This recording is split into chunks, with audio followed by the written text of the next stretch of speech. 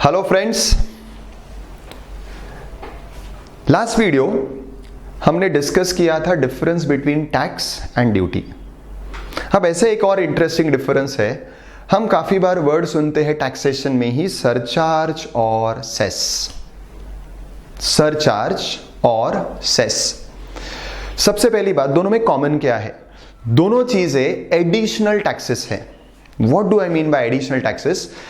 Basic taxes हो गए income tax, customs, GST, पुराने में एक्साइज, पुराने में वैट।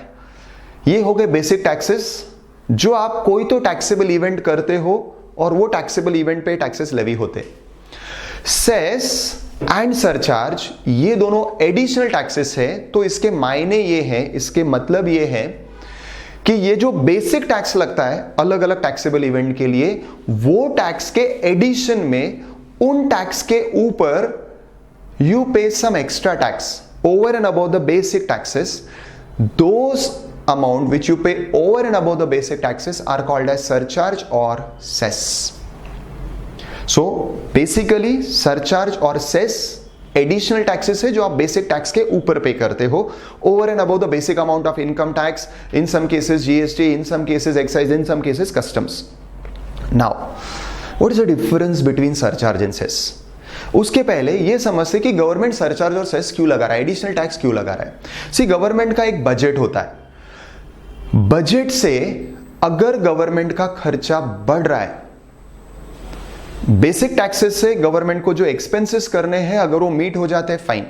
पर जहां पे गवर्नमेंट का basic tax collection is not meeting the expenses और गवर्नमेंट के पास दूसरा कोई और रिसीट का सोर्स नहीं है, इनपुट का सोर्स नहीं है मनी का, then the government decides to levy additional taxes, extra taxes, और ये लगते हैं सरचार्ज या सेस इस फॉर्म में। सो क्यों लगता है सरचार्ज और सेस? गवर्नमेंट को जहां पे एक्स्ट्रा रेवेन्यू चाहिए क्योंकि उसके एक्सपेंसेस ज्यादा है, तो वो मैच करने के लिए, वो मीट करने के लिए, जहां पे बाकी दूसरा कोई सोर्स नहीं बचता एडिशनल रेवेन्यू का, गवर्नमेंट में डिसाइड टू लेवी एडिशनल और extra tax.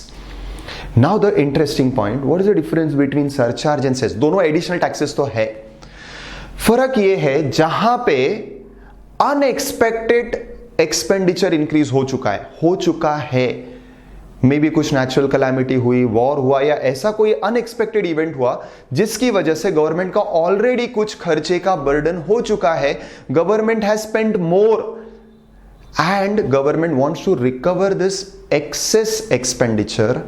So it has been done in past. Now government wants to recover that. They recover it by levying an extra tax called as surcharge. So for some earlier expenditure, for some unexpected past events where government has spent more and they want to recover this amount, the additional tax is called as surcharge. और इसी का opposite is cess.